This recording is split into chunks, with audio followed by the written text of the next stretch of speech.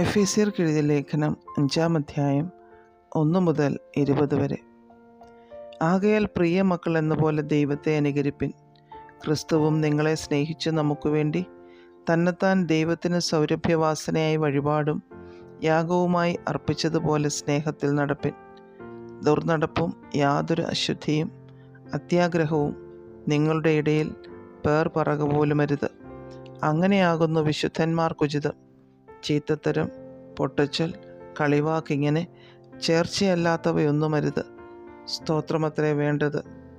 ദുർനടപ്പുകാരൻ, അശുദ്ധൻ, വിഗ്രഹാരാധിയായ ദ്രവ്യാഗ്രഹി ഇവർക്കാർക്കും ക്രിസ്തുവിൻ്റെയും ദൈവത്തിൻ്റെയും രാജ്യത്തിൽ അവകാശമില്ല എന്ന് നിങ്ങൾ അറിയുന്നുവല്ലോ.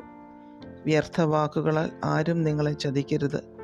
ഈ വക നിമിത്തമല്ലോ ദൈവകോപം അനുസരണം കെട്ടവരുടെ മേൽ വരുന്നു.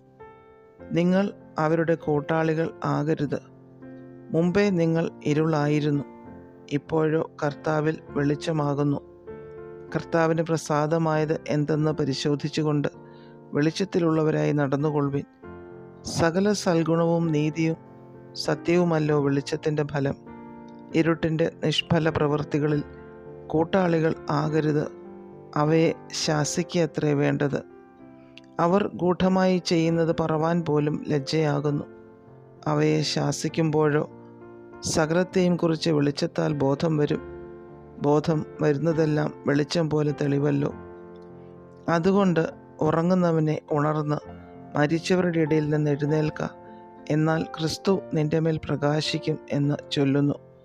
ആകയാൽ സൂക്ഷ്മത്തോടെ അജ്ഞാനികളായിട്ടല്ല ജ്ഞാനികളായിട്ടത്രേ നടപ്പാൻ നോക്കുവിൻ.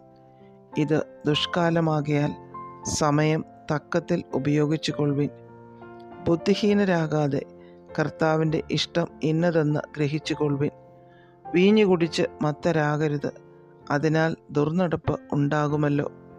ആത്മാവ് നിറഞ്ഞവരായി സങ്കീർത്തനങ്ങളാലും സ്തുതികളാലും ആത്മീക ഗീതങ്ങളാലും തമ്മിൽ സംസാരിച്ചും നിങ്ങളുടെ ഹൃദയത്തിൽ കർത്താവിന് പാടിയും കീർത്തനം ചെയ്തും നമ്മുടെ കർത്താവായ യേശുക്രിസ്തുവിൻ്റെ നാമത്തിൽ ദൈവവും പിതാവുമായവന് എല്ലായ്പ്പോഴും എല്ലാറ്റിനു വേണ്ടിയും സ്തോത്രം ചെയ്തുകൊള്ളുവിൻ.